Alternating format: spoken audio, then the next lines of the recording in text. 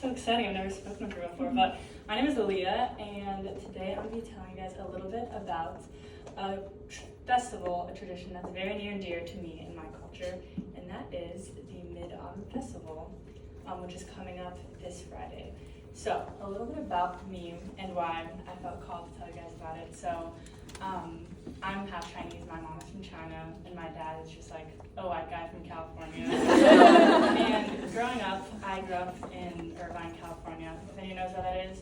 But it was very split, like half white, half Asian. So I always felt very represented, and I felt like I got the best of both worlds, because I got to do the lunar festival, and then Thanksgiving and Chinese New Year and Christmas, and it was just so awesome, and I felt very represented, and I was always surrounded by people that looked like me, and it was so lit.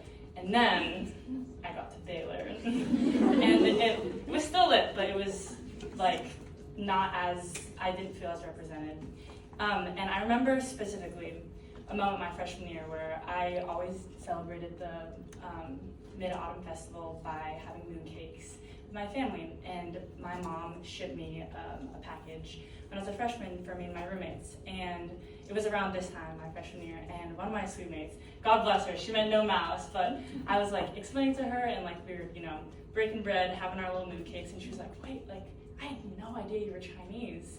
And I was just so devastated, because it was this part of me that, dictated so much of my growing up, and my roommate, sweet girl, had no idea. And so this year when my mom sent me and my roommates our packet of mooncakes, I just felt like I wanted to be able to tell the chapter about it. And so I know everybody loves a good piece of lore, so I'll be explaining the legend of the Mid-Autumn Festival / the Lantern Festival, and just how it came to be.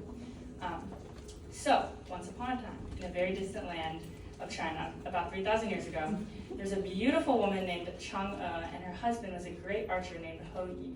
And during this time, there were 10 suns in the sky, and people were always living in a constant state of blistering heat. And there were no crops, and people were dehydrated all the time. So hou, this great archer, took it upon himself to shoot down 9 of the suns, and left the one remaining sun in the sky that shines above us today. And the Queen Mother of the West was so grateful that she rewarded him with an elixir that granted his ultimate wish, which was to live forever alongside his lovely wife. So she gave them the magical elixir that could take half of and be granted immortality. But disaster struck when a jealous thief broke into their house while hou was out hunting. And in order to protect the elixir from the thief, chang'e took it, and she became so light that she floated all the way to the moon with no one but her rabbit companion. And hou returned home just in time to see his wife float up and away to the sky, where he would never be able to be with her ever again. So from then on out, every year on the day when the moon was its fullest, hou would prepare a big feast in honor of his wife, hoping to see her shadow on the moon. And a little bit more about how that ties into Chinese culture is, in the West, we see the man on the moon, and in the East, they see the rabbit on the moon. So it was her and her little rabbit companion. And this holiday is celebrated on the 15th day of the 8th month of the lunar calendar, which for us this year is September 29th, so this Friday.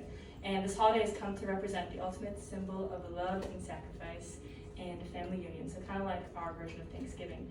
And it's celebrated just like Thanksgiving by having a large meal of family, making mooncakes, doing lantern shows. And I actually brought a treat for you guys. So in the back on the piano, there's mooncakes for everyone. So after chapter, you guys can all take a little piece. And I also printed out little brochures that are kind of scattered about.